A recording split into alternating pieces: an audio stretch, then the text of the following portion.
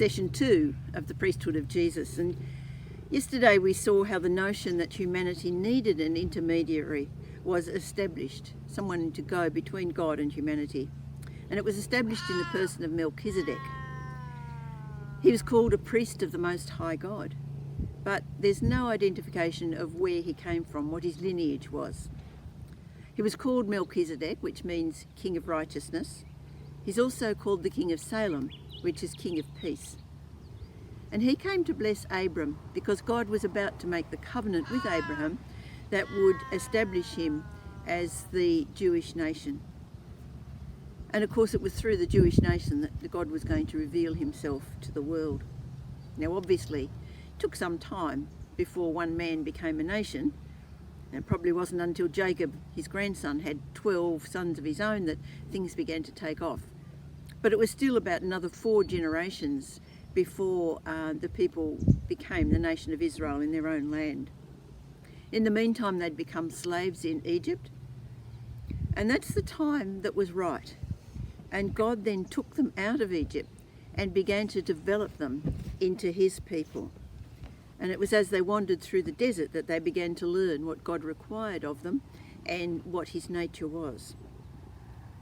Now, a very important part of this learning was establishing the tabernacle and the system of the priesthood that went with it.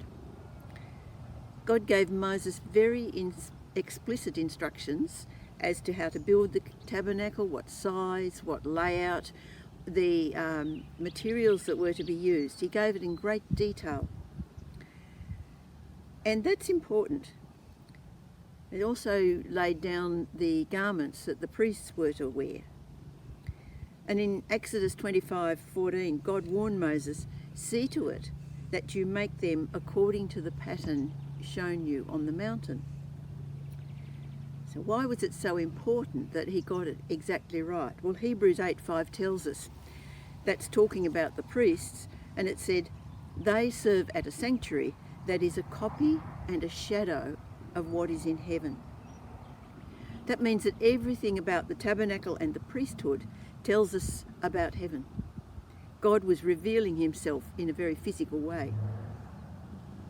So he set up the priesthood, and they were the ones who were to be the intermediaries between God and the people. And it was the tribe of Levi who were to become the priests. And this priestly class would offer the sacrifices, tend to everything in the temple. They were the ones who would carry the tabernacle when they were moving on, and they would carry the ark. They were the ones who would re-establish or put it back together again when they settled in another place. But they were also the teachers of the people. And people would go to them to seek advice. What did God want them to do? So there they were, representing God to the people and the people to God. So in the sacrifices, they were representing the people to God, and through their teaching and advice, they were representing God to the people. Now, over all of the priesthood was the high priest, and he had to be a direct descendant of Moses' brother Aaron. He had an overseeing role, but he also had some very specific things that only he could do, and one of them being, of course, once a year he would go into the Holy of Holies, and there he sprinkled blood of a sacrifice onto the lid of the ark, which was the mercy seat. And this, of course, was the forgiveness for the nation through the mercy of God. Now we read in Hebrews that Jesus is our great high priest. So next session I want to look more specifically at the work of the high priest. Creation sings a father's song.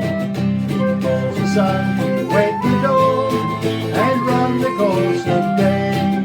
The evening falls on crimson bay. His fingertips will make some snow. His breath upon his spinning globe. It shouts the eagles fly. The lines the newborn baby cry. Hallelujah.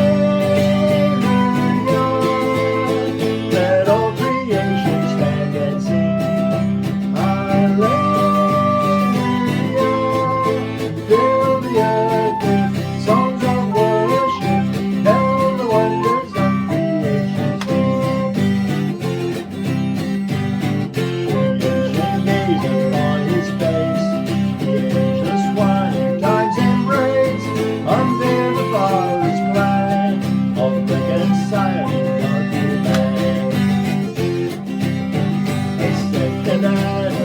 the